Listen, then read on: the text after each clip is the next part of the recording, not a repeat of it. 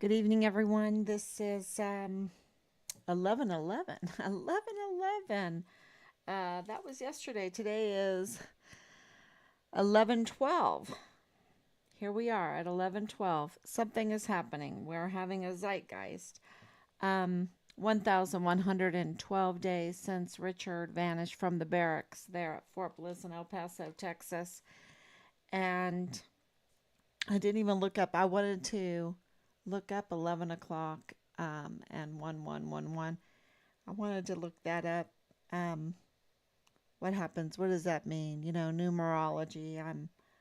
I love numbers. I love logic. I like to think things, get the right answer, right? Get the right answer. Get an answer to think through. And it seems that um, we're the only ones that want to team find Richard Halliday is the only one that wants to get the answers, right? Wants to think things through when it comes to Richard. And we are being blocked at everywhere. And so next week we are going to start our criminal complaints because silence is consent. Silence, we have the right to get the answers. We've been waiting a long time for the CPS complaints. There's conflicts of interest with the CPS complaints with Richard. We know that now. We have names, we have the connections, um, and uh, and it involves Park University. It involves Fort Bliss security. It involves relationships therein, and uh, that it's just not right. Our son made child protective service complaints. He's missing. He's presumed murder. By the way, there is no statute of limitations on first degree murder in the state of Texas. And this is absolutely premeditated murder. Um, this is just cold blooded murder, the cover up of murder, um, and worse, and worse. So let me see if I'm on. But we need to get answers.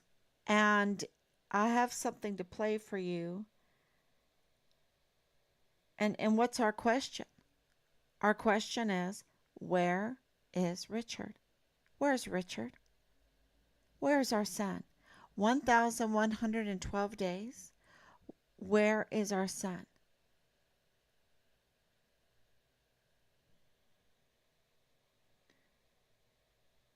Okay, here in the state of Texas. Okay. Oh, thank you. Anicia, I see you. Good evening. Thank you so much. Thank you for prayers. And it has been, can you imagine at 1,112 days how much information that we are finding and that was withheld from us from Special Agent Marlon Soto? You know how many hours I spent talking to that man? And he's just he's implicated. He's implicated in the demise of my son. Absolutely. Um, and we talked, and Rob talked to him a bit. Rob didn't have as much patience as I did at the beginning, and he would just say, you need to talk to him because I might say the wrong thing. I'm just no patience, okay? And now everything makes sense. Why, he was playing so dumb, like he's dumb. Um, and we knew that he couldn't be the head of CID and not get it what we were asking. It doesn't matter. Um, you know, his his concern was, did you know that your son was an atheist? I'm like, I don't care. Where's my son? Now, is that true? No. I'm like, okay, we just got his things, and clearly they were tampered with. But one of the boxes was his Christmas tree and Christmas decorations. And this is, an 18, 19-year-old young soldier. Okay, whatever. whatever. But it had nothing to do with finding Richard. And so the frustration level, but it all makes sense now because it was all a ruse. It was all a diversion because Vanessa Guillen, and Richard is the Vanessa Guillen first absent soldier. Vanessa Guillen's remains were found that very month that Richard went missing. And nothing happens fast, right? So, um, but time we by the time we had called and the 1st of September of 2020 when the CID started an investigation into the disappearance of Richard,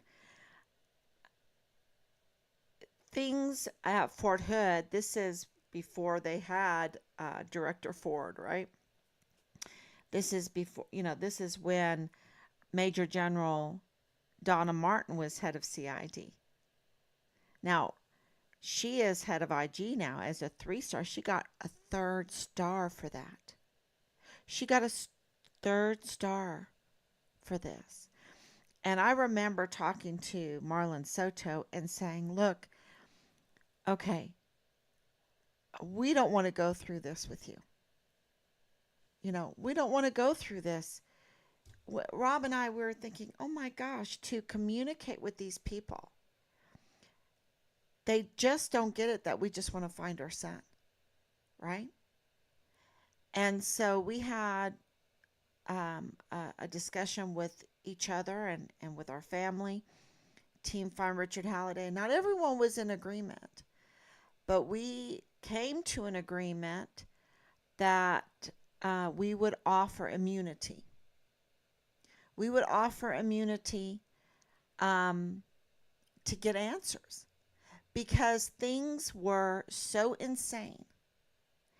And now it makes sense that it was a ruse, that it was a redirection, that it was just them manipulating us and playing with us and everything. Now it makes sense. But at that time, we were like, something is wrong.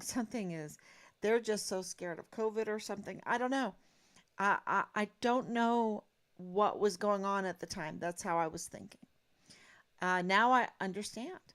I understand that Marlon Soto was trying to protect, this is my opinion, Tavita Newsom. That he was trying to protect the CID, that he was trying to protect all of the criminals, okay, that are in very important positions that messed up, that participated in the demise of Richard in many different ways. And that's why Clem Coward, Major General Clem Coward, and what he did makes sense now. Why did he call off the search for Richard on like the 3rd day, right?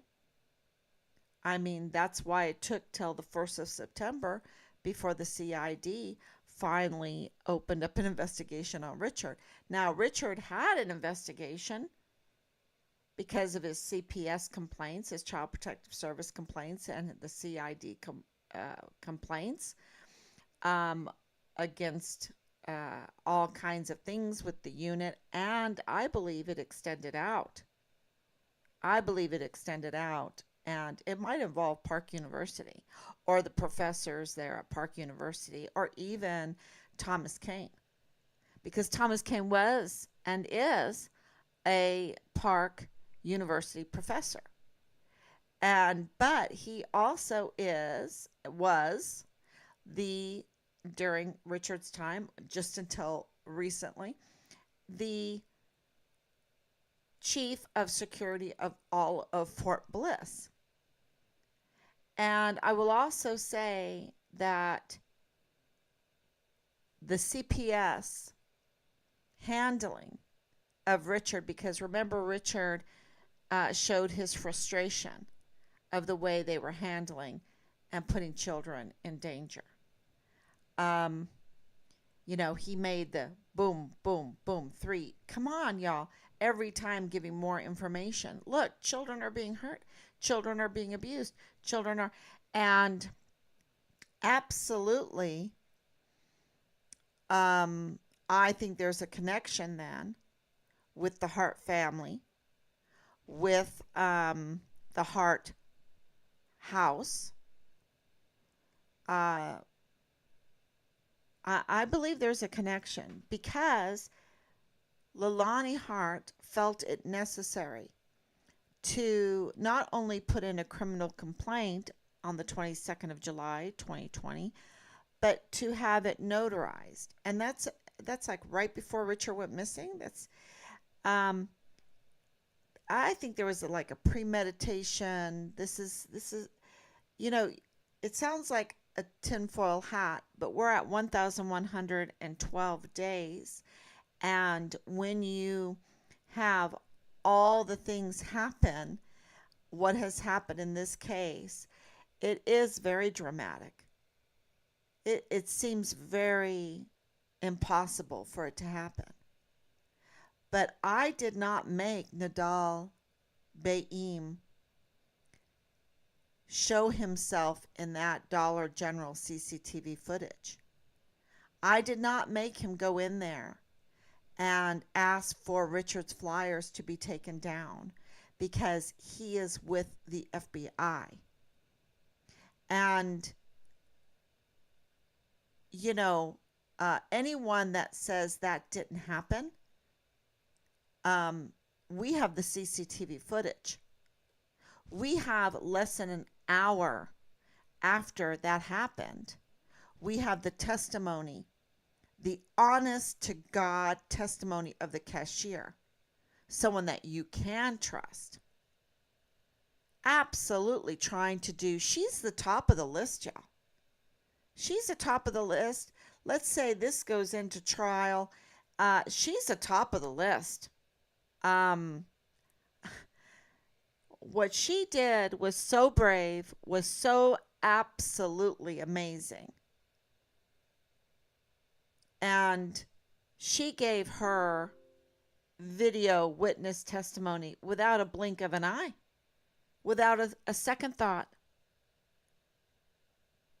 And everything she said was corroborated very soon after. I mean, I went to the back office with my husband and we got the CCTV footage, and everything she had just told me that happened less than an hour before then was corroborated on the CCTV footage. Perfect. And isn't it interesting, right? That the FBI took over the case that day in October. They took over that case because we turned that in right away. When they saw that, they took over the case.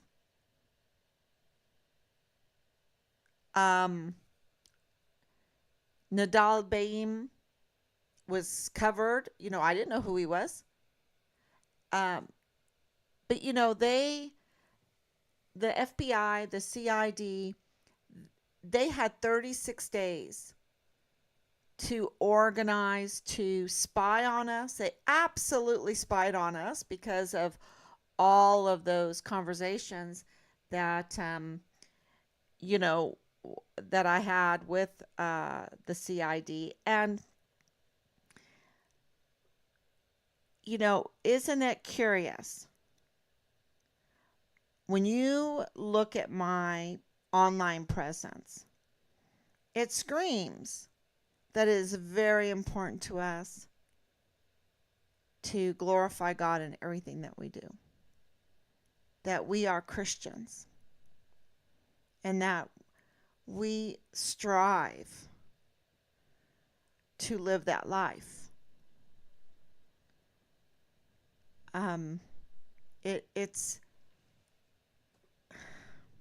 It's always a challenge, especially in today's world, especially under the financial strains that our governments have put us under needlessly, needlessly,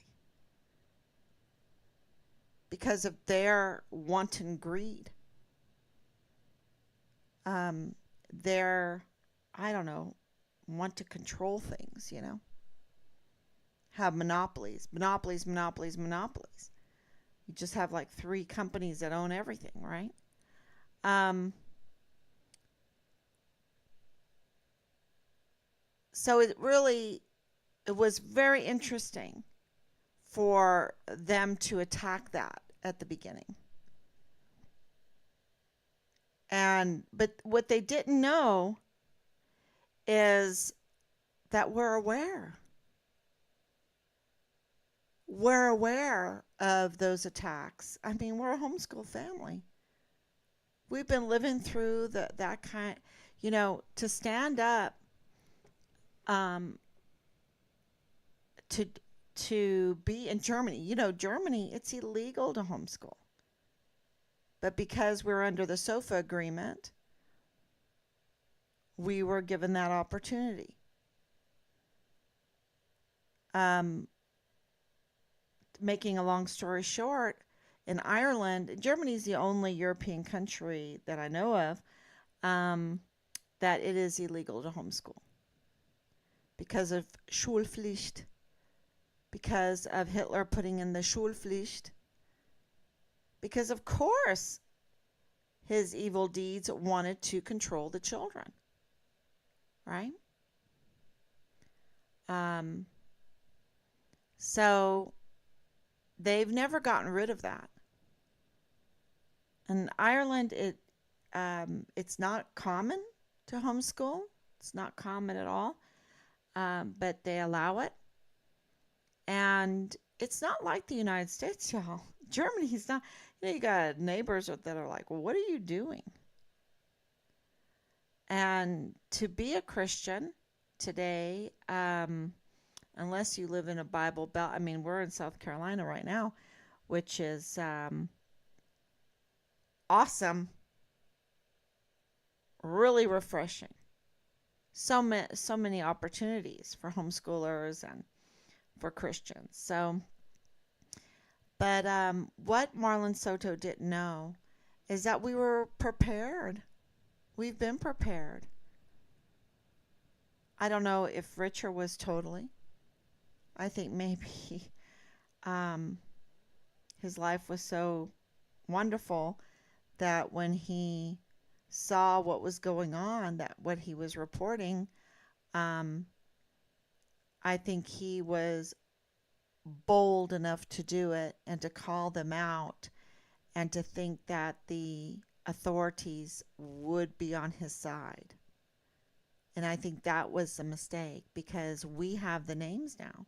We know the authorities were had chosen the other side, the pedophilia side, the child sex trafficking side, the grooming to these sex cults, these doggy mass sex cult side, the making money through weapons or equipment, smuggling, the drugs, taking advantage of our young volunteer sons and daughters, making them part of their business plan to do no good to them.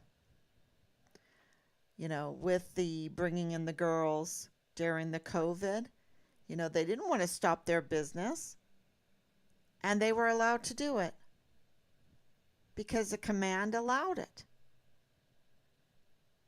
And this grooming, these sex cults, the insanity of the pedophilia, and all of the abuse of the system to rob the American people, to rob the military of its equipment, of its weapons, of its ammunition, to do these kind of things, was greenlit by the 44 four-star generals, y'all, and admirals. The admirals are the ones that were in charge of the emergency intake center where there is over now, it's supposedly it's been closed down, who knows, um 85,000 unaccounted for minors. Now, when you have $1 trillion military, you don't have admirals that don't know how to count, that don't know how to record, that don't know how to keep track. And these are minors, these are people. And they're not just people, they're young people, they're children. So, and where is the outrage on that? It's, to me, it's totally outrageous. So when Soto was talking hours with me and I was getting frustrated, Rob was like, better you than me, because where's Richard? Did you tell him we just want to know where Richard is? Where's Richard? Why aren't they flagging the unit? Why don't they have the hills clicked together? Why are they so secretive?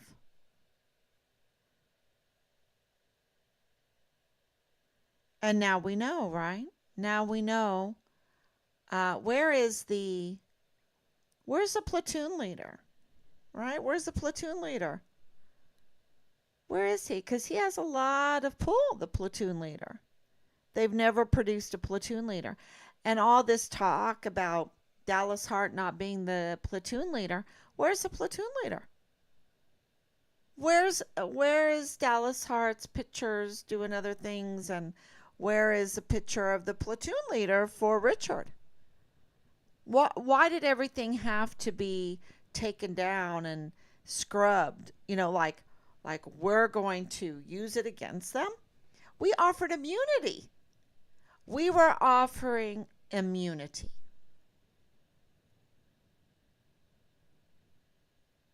We were like,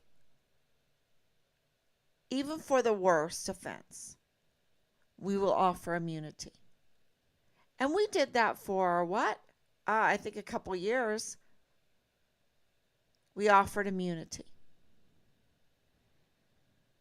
And now the information, and we knew this information, but I think it's just the puzzle pieces have to start connecting, and they're starting to connect, and they're starting to launch us into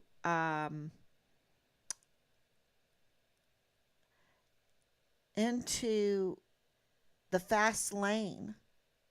It's so fast right now that we just blew the sound barrier, because we knew that Richard was taking courses. And when the intel came in, it's like the intel about the leaks. Uh, when the officer of the court called us at the beginning of 2022 and said there are leaks. We're like, okay, I'll write this down, but I know there's leaks. And we just had a meeting. Well, we didn't just have a meeting, but we had a meeting in November 9th of 2020, where it was a staged meeting, task force. Let's say the meeting itself wasn't staged, but the purpose of the meeting was staged. And we took a lot of effort to put together the evidence that there was leaks coming out of the CID, the Criminal Investigative Division. And now it all makes sense. Everything makes sense, because they were covering their rear ends. They were covering their crimes, the implication that is just written on their forehead now, that that they were part of Richard's demise. The CID, who Richard was entrusted to. Richard was entrusted to the CID, to Thomas Cain, to his unit, to Park University. He was entrusted to them.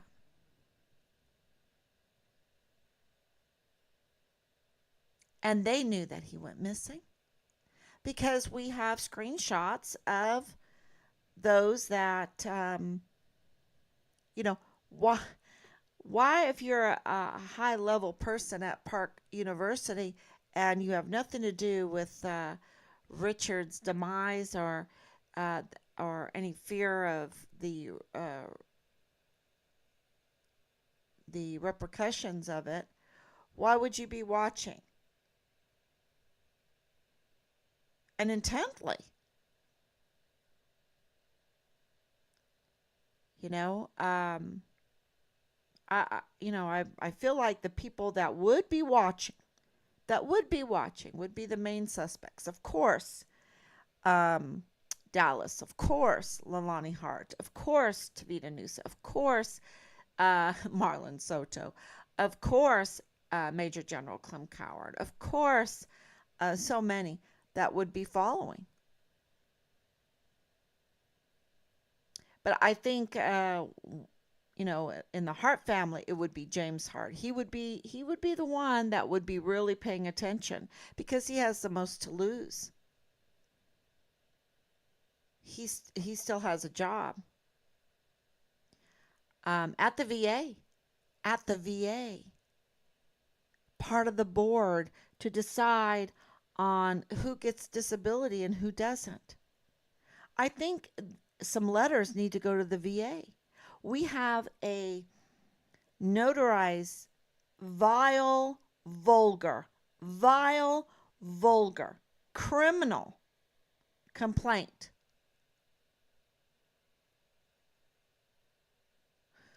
affidavit by his wife. You see, to put together that kind of affidavit, let's say, because we know that there are all kinds of questions surrounding Leilani Hart's trustworthiness, right? Because she has over and over and over again put in these false complaints at Park University against the faculty there, even when she wasn't a student. So we know that. But, was she really serious in that, or was she hired to do it? Was she part of some kind of little business cabal, criminal cabal to do it? Maybe those that didn't want to, participate in the Vanity Fair, well, we'll just put in a little criminal complaint about them. Or we'll put in a little sexual harassment complaint. We'll make their lives hell so they leave, right? Maybe we'll just put in. Anyway, did those get turned in? So we believe at this point that Park University did not let the right authorities know what was going on at Park University with all of these complaints. Okay. So that puts a lot of pressure on Thomas Cain because Thomas Cain knew what was going on at Park University, and he knew, as being one of those authorities that Park University would need to contact to let him know officially what was going on there. He didn't get it. So he knew that laws were being broken. And, I'm just trying to, there's so many fronts in this case. It makes people dizzy. But you got to stay with this because we cannot let this go unanswered. When you have the CID from the very beginning, before we, and this is my opinion, before my husband even called, they were already conducting military operations against us to hide what happened to Richard. Partially because of Vanessa Guillen and that situation. Many people lost their jobs. Partially because of what happened to Enrique Roman Martinez. Partially because of what happened to Austin Hawk. But I think it was because of what was happening right there in the CID office on Fort Bliss. I think it was its connection to the CPS, to Park University, to the security there on Fort Bliss, to the command there, to the JAG, to the VA, and to, I believe, that there is a common denominator of the Church of Jesus Christ of Latter-day Saints, and I believe that there is this common denominator with Park University. This connection. I mean,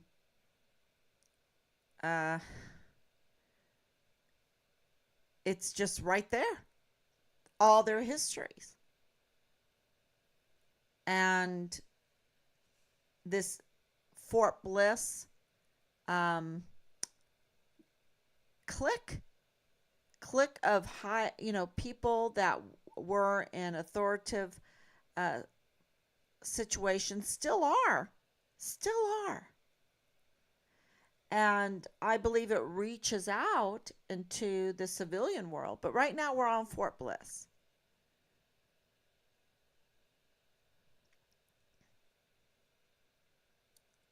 And so I think it would, even though they did all of this stuff extra hard because of the politics of the day, because of what happened to Vanessa, because of what happened to Enrique, because of what happened to Austin, I think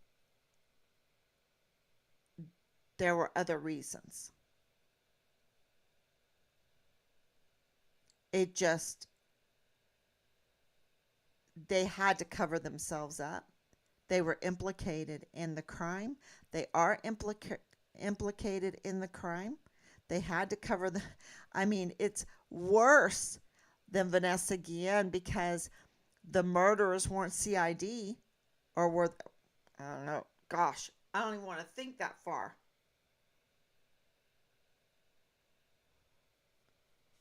I, I don't even know what to say because of how they handled Austin Hawk's case, how they handled Enrique Roman Martinez's case, how they handled Elder Fernandez, how they handled um, Vanessa Guillen, how they handled all these, Lavina Johnson.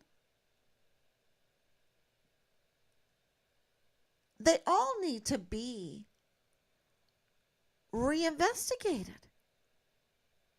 because with Richard's case, every case that Marlon Soto has touched needs to be reinvestigated. Look at Judge Robert Shook. He has not answered us. Not even, I received your request. I'll get back to you, or, whatever.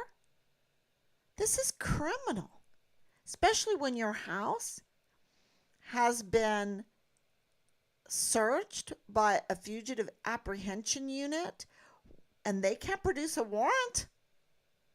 No probable cause.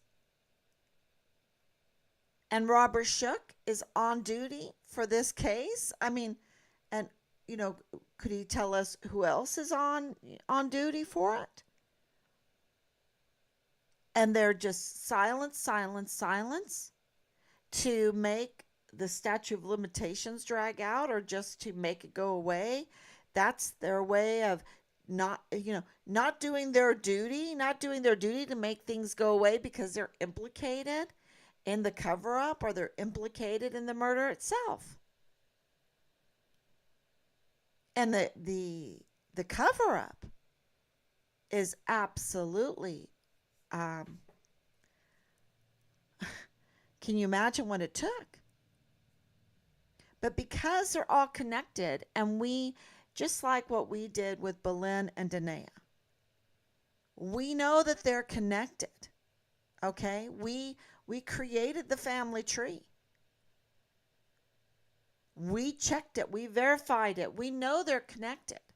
And Belen's saying they're not. Or I talked to my dad and he said we're not. She needs to recheck.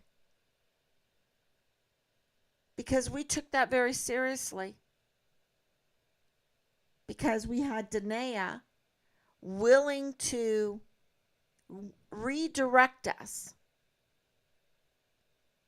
in a scam artist fashion. And they're good at what they do.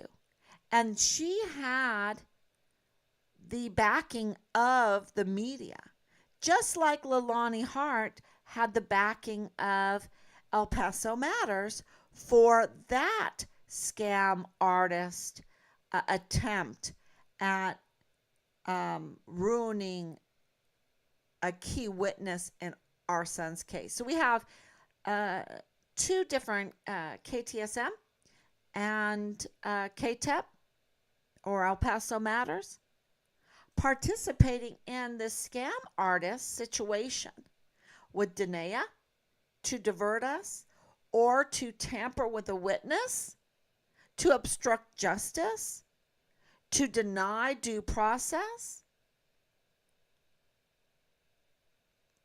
And, that is all proven because, it's the media's duty to say, hey, Leilani Hart, do you have some kind of a bullet? Did you save the bullet? Do you have a video? Do you have,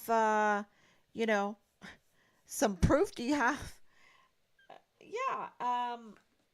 maybe some, did you go and report it to the police? Do you have text messages with friends that said, oh my gosh, this just happened? I mean, that's the media's duty. The we count on them for recourse. And there was none of that. I think there might have been some bribes. That's my opinion. But it took us, when we saw that report, just like Danae's report. Now, Danae, we were we were green behind the ears. We were trusting her. It didn't even dawn on us that this was so serious that they would send a con artist to redirect us. And that's why we were just like, Soto, he just seems like he has some kind of loose screws in his head or something. Because he doesn't get it that all we want is to find our son. We don't care about this other stuff. And why would he launch a smear campaign on a soldier that he's trying to find? Trying to get help from the outside. Oh, I'm trying to get help from the outside, but I'm telling everyone that he's just such this and this and this. And no. He is a student pursuing a job with the Criminal Investigative Division. He is a student trying to be a law enforcer.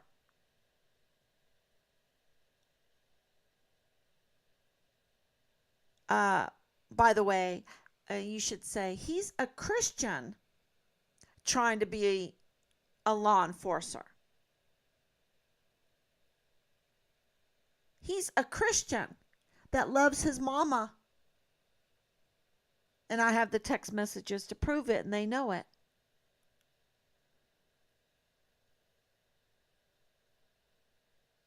He's not what they said or what they still say. That's a diversion.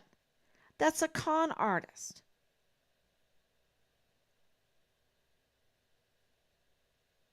And we got that pretty quick, but Danae hoodwinked us for a while, and we didn't understand why the CID did not bring her in and question her when she had this, really great information. And then now it makes sense. But that's what Leilani Hart did in the media too, is try to divert. Try worse. This is witness tampering. This is smearing a witness. This is what do you call it when you obstruct justice like this? Intimidating a witness. These are serious crimes. And the media has participated in it. So who's running the media there in El Paso? And what's really, really shocking is that the Army, the command on Fort Bliss, has its own media. It can also produce information to the public. And it promised us, hey, we're going to do once a month. Once a month, we'll put something out until we find Richard. Well, where is it? So they're really also implicated in the demise of Richard, in the cover up. And how can I say that? Because, other soldiers are watching, other leaders are watching. And they're like, hey, this is a field day for corruption. It's either I need to get out or I need to be a participator in the Vanity Fair.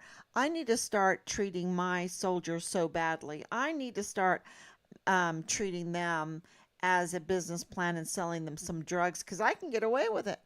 I can pimp some 14-year-old girls in the barracks and make a load of money and get away with it. Maybe I'll bring in some 9-year-olds, huh? Or maybe I'll just groom them for this doggy cult. And we take underage alcohol seriously. I can't tell you how many times I heard that one. And it's like, excuse me? You have the class 6 right beside the barracks. Right beside the barracks. So you will know them by their fruit. And their fruit is rotten.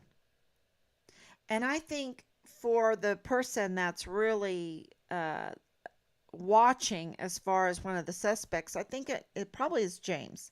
Because I've been really thinking through this. Who has the most to lose here? And, because number one, his wife has provided pictures to the public of, maybe he did, of, like, oh, these are the extra wives, like he's a bigamist or whatever. I don't know. Then she's provided a notarized affidavit, criminal complaint affidavit, that shows that not only is he a pedophile, but he is brutal because he's grooming his own to be pedophiles, to rape each other. Then he purchases firearms illegally, and then he threatens his own family with the firearms, and then he threatens the 7-year-old that is being sexually assaulted. I'm going to kill you. I mean, these aren't my words. These are Leilani Hart's words that she notarized. And he's not up in arms. Travis is not up in arms. Texas is not up in arms. Dallas is not up in arms. They're not calling and saying, look, this is, this is crazy. They're not going to Media Matters and saying, Miss Kacherga, I need a public statement on this. My mother, who you featured in a hit job, in a political hit job, is, not credible. Because Miss Kacherga called me and was, pumping Leilani Hart's credibility. This lady's credible. And I'm saying, no, she's not. No, she's not. Dallas Hart should thank me. Texas Hart should thank me. Travis should thank me. James Hart should thank me. Because I said, absolutely, she is not credible. Because here she is, writing that James Hart is not only threatening people to kill them, but sexually assaulting them, being a pedophile, forcing them to become pedophiles, forcing them to engage in incest. And Miss Kacherga calls this lady credible.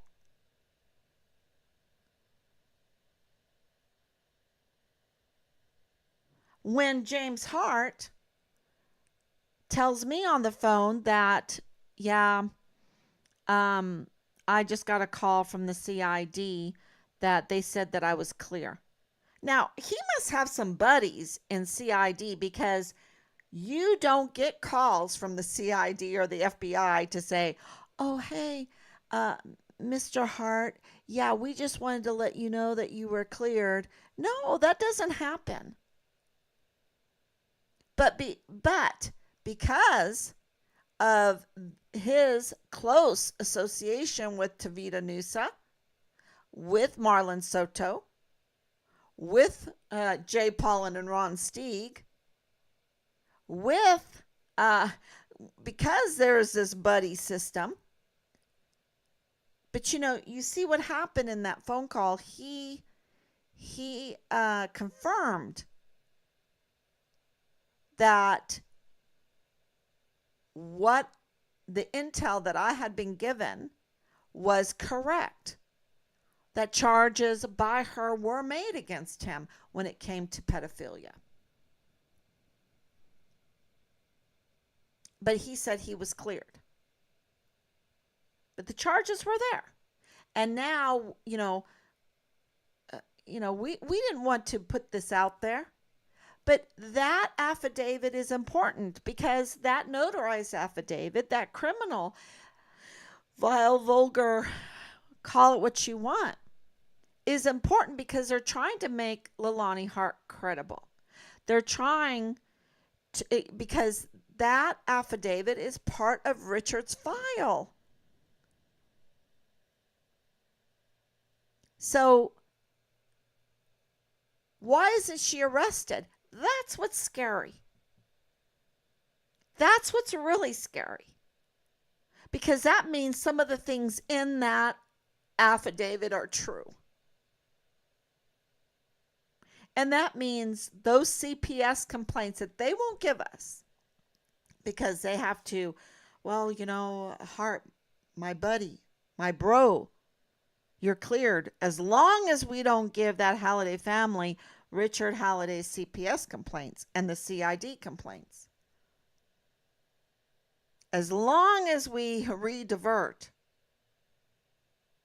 Now, when you think this all through, then of course, then James Hart would have the most to lose. He would be the one that would be watching intently.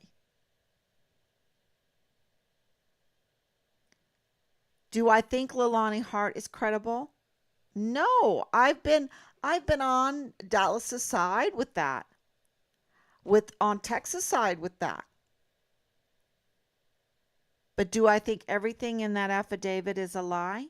No, there's 3 deaths in that affidavit. 3 deaths. And a lot of spiritual deaths. A lot of even physical death, being alive.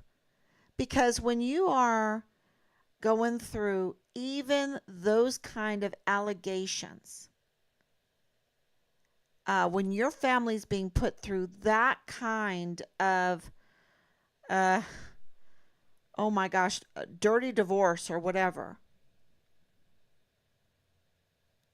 it's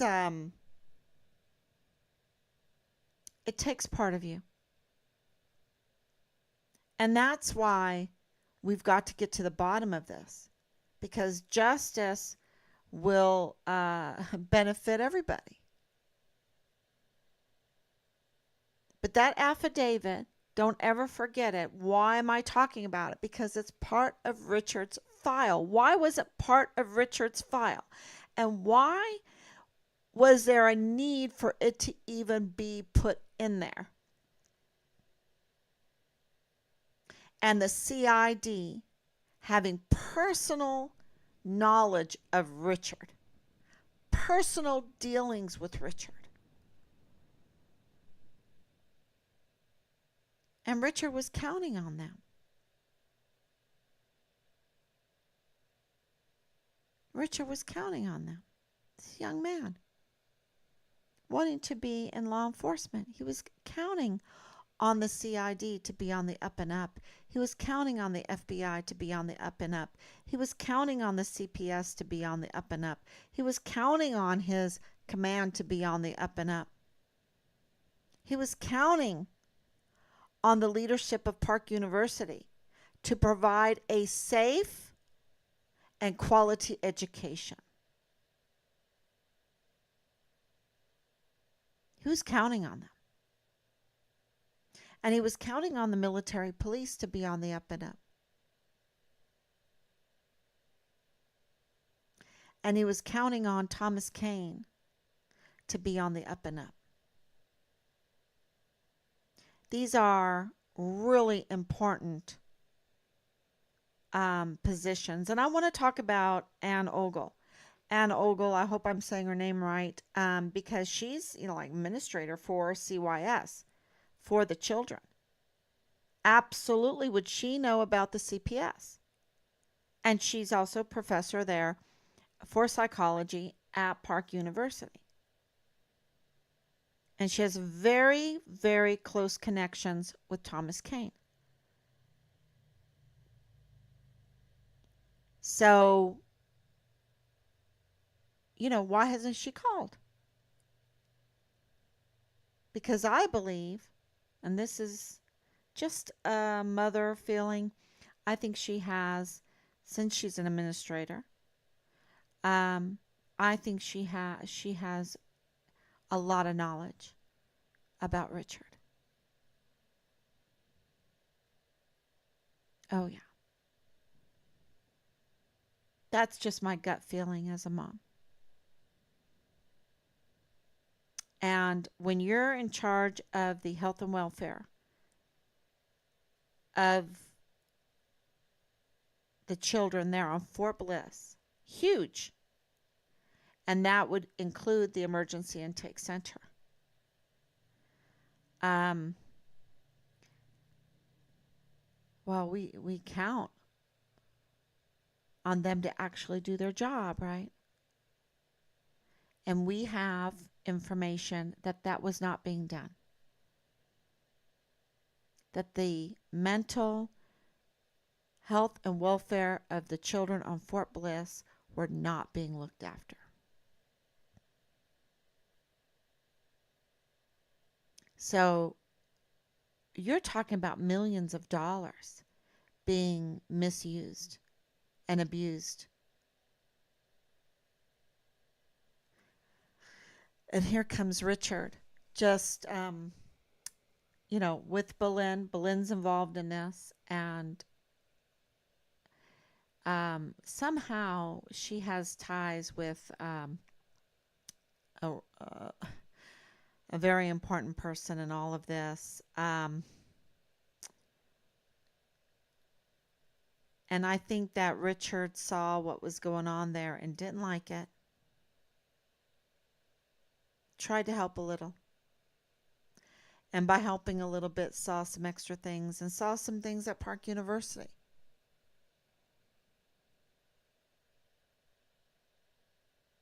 I don't know. He saw some things in Qatar for sure because that's where he was really, he did a 180. He went from, yeah, I'm going to make the military career to no way, no way.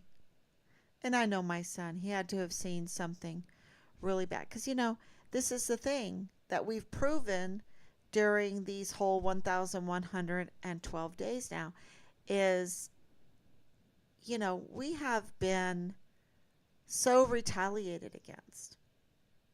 And we've taken it. People do not even know half of it behind the scenes. And we've taken it. So, and I think our children have taken it beautifully. Beautifully to pray about this all the time, to not react to the vile and vulgar haters, the heartless, the cold blooded. Oh my gosh. And I'm talking about like General McConville and Bernabe, because, our children, they know these leaders are very different than in the civilian world because this is military. And the military, they have more power because it's the military. They could click heels together. They don't have to go through Congress and all that mess.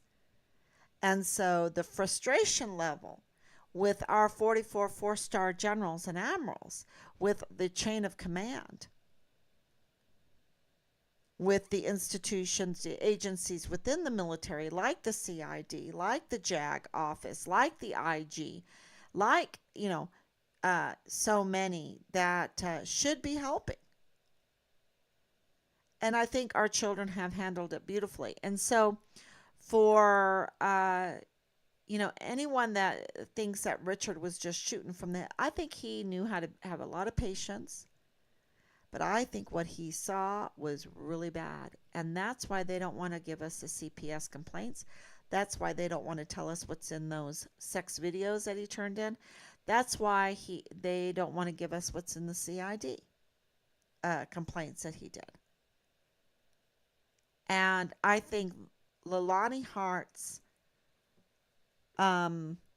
criminal affidavit is a peek into what Richard was complaining about, because that affidavit's part of Richard's file. And I think she was trying to protect herself from what Richard was complaining about. To say, oh yeah, my husband, he does this, my sons do this, whatever. And, but I'm the innocent one. I think so. I don't know. You tell me. You tell me. But it is just really curious after 30 years that now comes the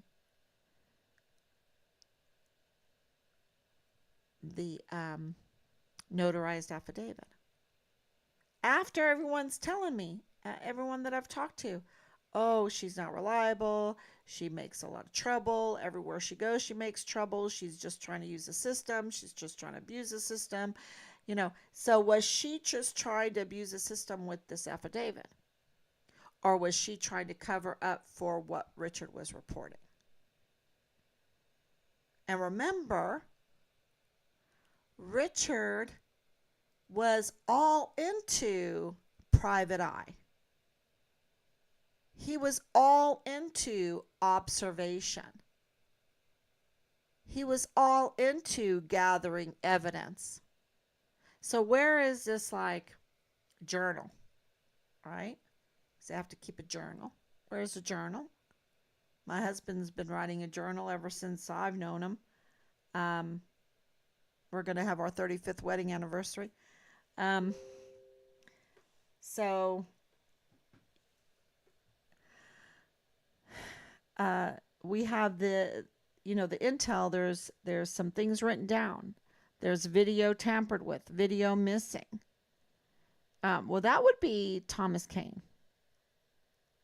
And we have an officer of the court that says bodily harm was reported, bragged about.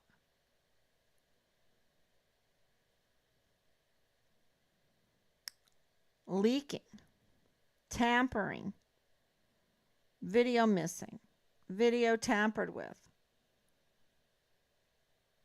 reports that of bragging by Leilani Hart that she runs the CID, which the El Paso Police Department needs to tell us that. If there was a complaint lodged about Leilani Hart bragging that she was saying she runs the CID.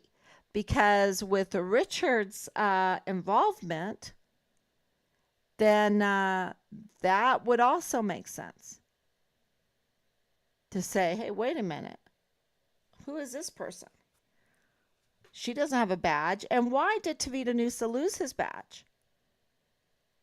Why can't the media say, hey, this Tavita Nusa that is a prime suspect in the disappearance and presumed murder of Richard lost his badge.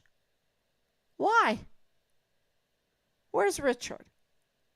I think, the media should say that. And the media should be there at Park questioning Park University. And I hope, and maybe the population, Team Find Richard Halliday, will write Shane Smead. He's a president of Park University. Write him an email. It's very easy to find his email address. Shane Smead, Smeed, and say expedite the requests of the Halliday family. Don't you care about our soldiers? Don't you care about the volunteer soldiers that you are supposed to serve at all of your campuses that are on our military installations?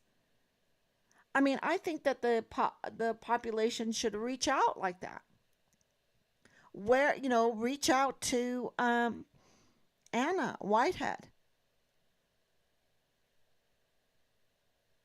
Say, can't you answer the emails? Don't you care about your soldiers on Fort Bliss that go to your Park University campus?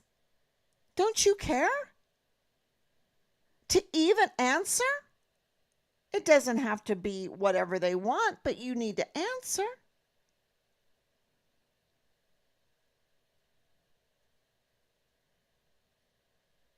I mean, they have no problems taking the money of the American people and that they're investing in our volunteer sons and daughters, the soldiers, the service members. They have no problem doing that. They have no problem getting all the benefits of having the brick and mortar for free.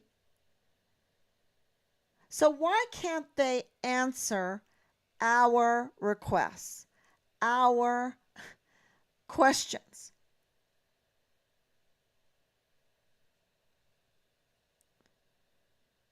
This is our son.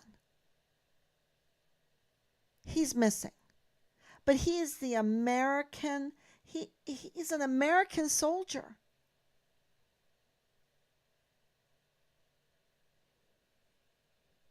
God's children are not for sale. And they're not to be treated like this. And our soldiers can't be treated like this. Our service members can't be treated like this. You know, to have a healthy country, you have to have good, hard money. Not digital, y'all. Okay? Not digital. Press a button and get rid of stuff, press a button, add stuff. No, no, no, no. No digital. The hacking, all that stuff. No. Good, hard cash money. You need good, healthy farmers that make lots of money because then there's competition and then food prices go way down, but the quality is way up. Then you need good defense. That's why we've given them so much.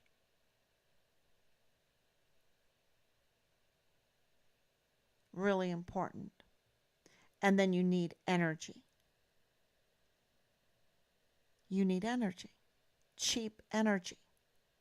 Cheap quality energy.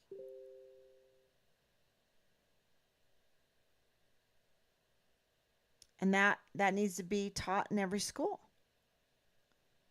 And then, of course, the most important is justice. That blind justice. Justice for all.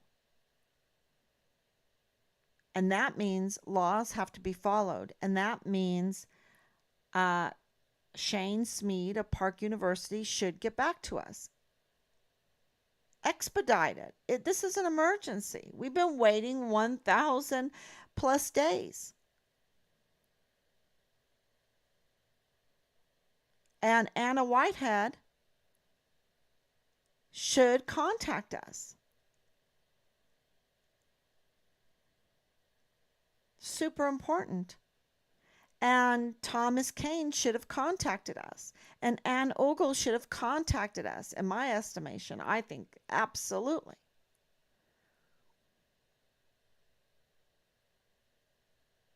So, and more, the El Paso Police Department. But we're talking about what's inside Fort Bliss. And the reason why is because that is where our intel is. Our intel, our alliance is within Fort Bliss right now. And that's why uh, that's where we're getting from Park University.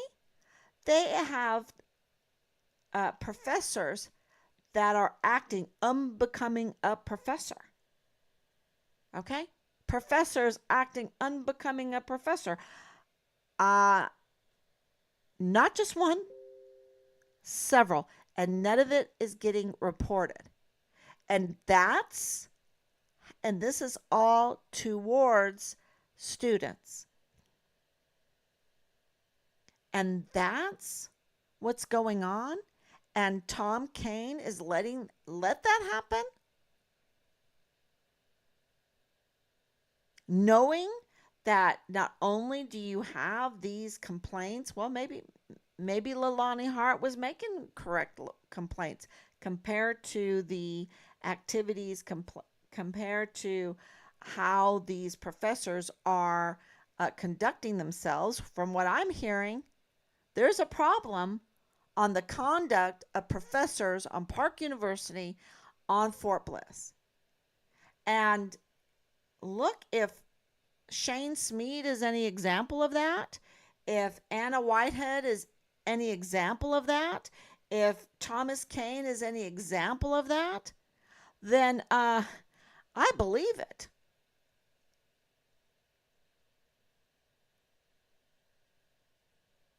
I believe it. And I think they're implicated right now. I think they're in big trouble.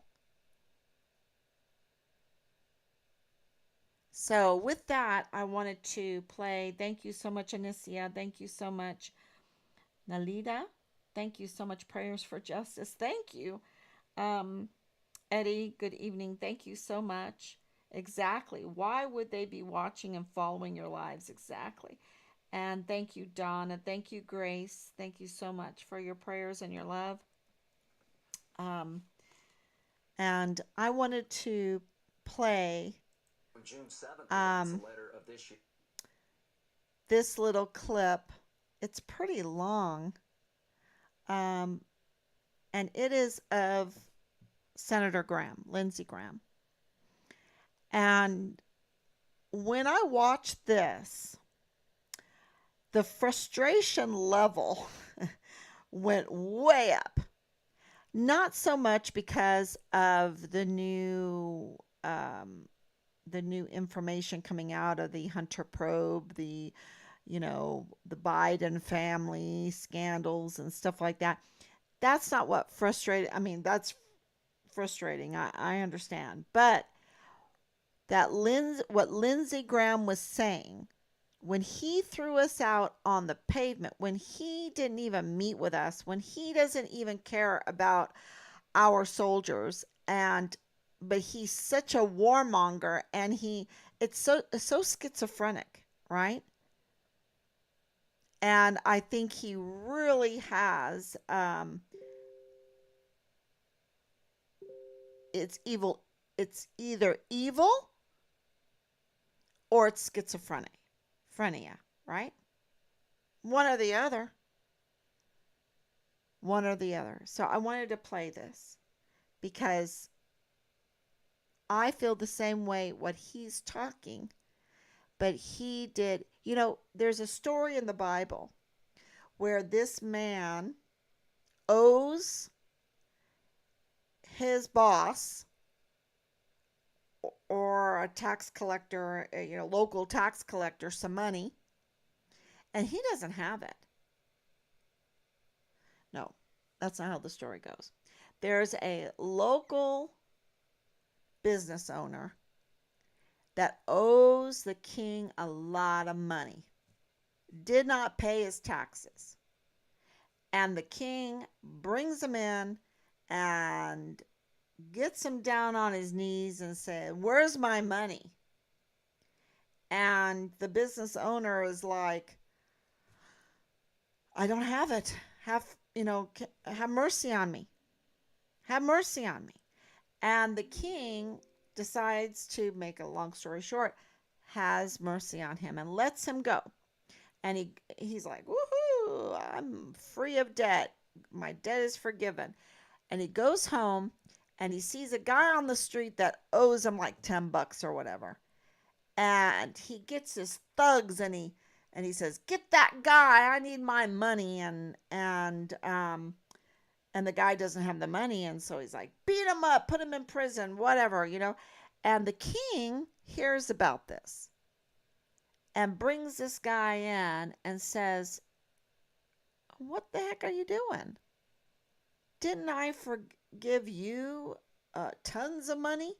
And now you don't have grace on somebody that owns you just $10, right? It's a small portion of money. What are you doing? You're a goner. You're a goner. You're out of here. You're in prison. You're whatever, debtor's prison, whatever." Um, and so that's the story with Graham right now. He wants what he wants, and he feels like he's being slighted, or the Republican Party's being slighted, or whatever. And yet he doesn't even do his duty as a senator, my senator, South Carolina. He doesn't even give us a time of day. And I know for the perpetrators of the demise of my son, that might make them happy. They want to get away with their pedophilia. They want to get away with murder. They want to get away with torture. They want to get away with dismembering. They want to get away with hiding the remains and, whatever they do. So they might be happy about hearing that. But for us that want children to have a safe life, that want our soldiers to be treated properly, that our service members need to be treated properly, not in danger in the barracks room, not in danger on a military installation. For us, this is very frustrating. So let me play it.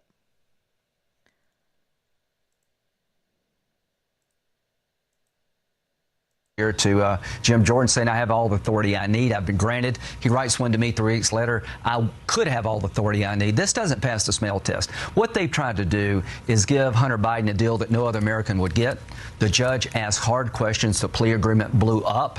And to think that the very guy who wrote the plea agreement is seriously going to continue to investigate the Bidens is laughable. Andy is dead right. The guy that wrote the plea agreement did it in a fashion to give Hunter Biden the biggest break maybe in American legal history. Does anybody in their right mind trust the Weiss team to continue to fairly and impartially investigate the Hunter Biden-Joe Biden matter? I don't. So you've changed the title, but the problem's still the same.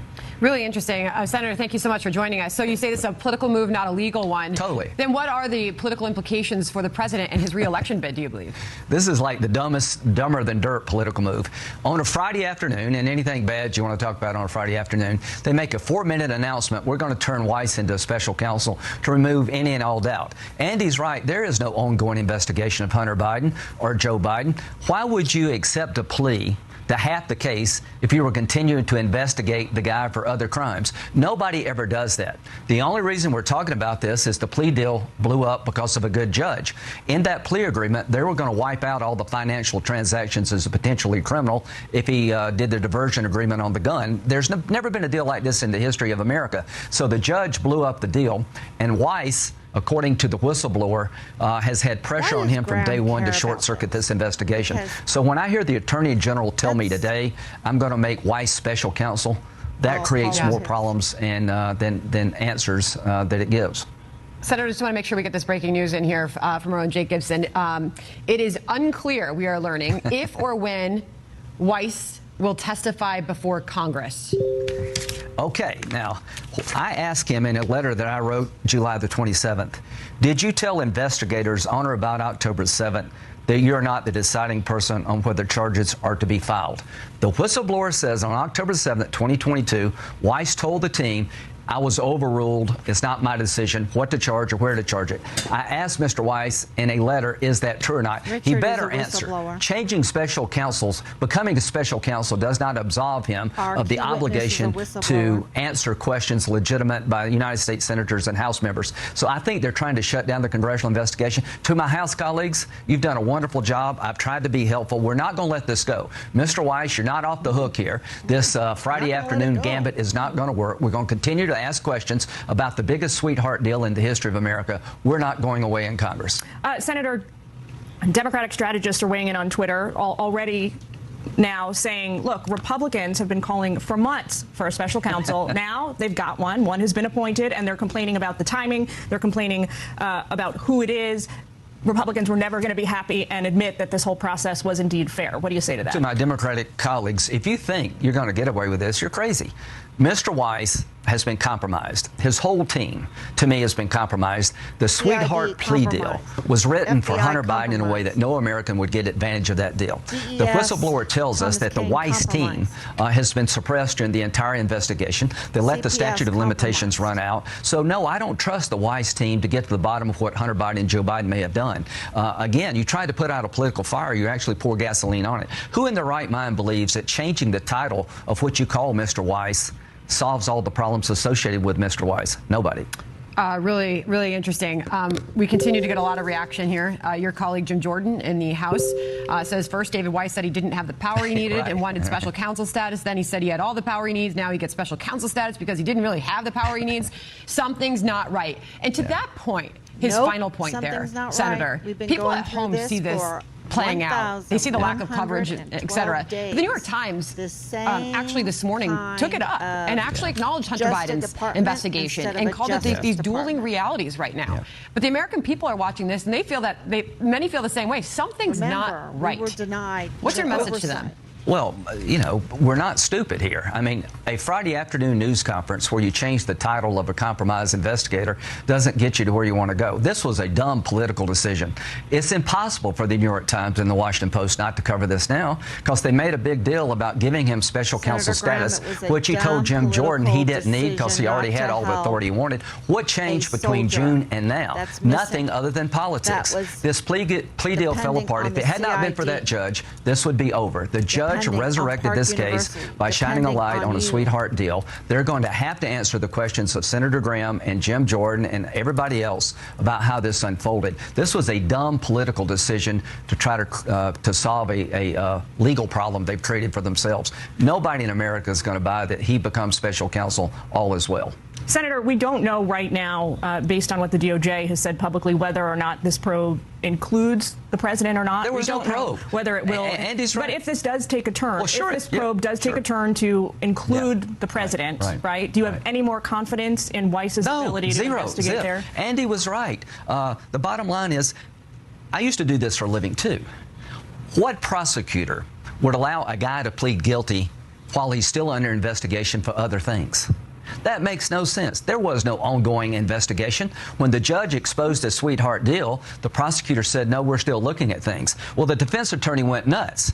I promise you the defense attorney was told this will end the matter. And when the judge found out this was a non-kosher deal, the prosecutor panicked and said, no, there's still an ongoing investigation. I don't believe there was ever an ongoing investigation. Andy McCarthy is right. Nobody in the Department of Justice is looking at Hunter and Joe Biden for this conflict of interest, these financial crimes. They were going to put it together, put it to bed with this plea deal. Now it is alive and well. Again, the dumbest thing they could have done is what they did do. Well, quick follow-up to that. We only have a second left, Senator. If they had appointed somebody else from outside government, special counsel today, would you feel more confident Absolutely. in the probe? It would have been a step in the right direction to put new eyes on it. As Andy said, somebody outside the government without a bias. They have really made all of their problems worse.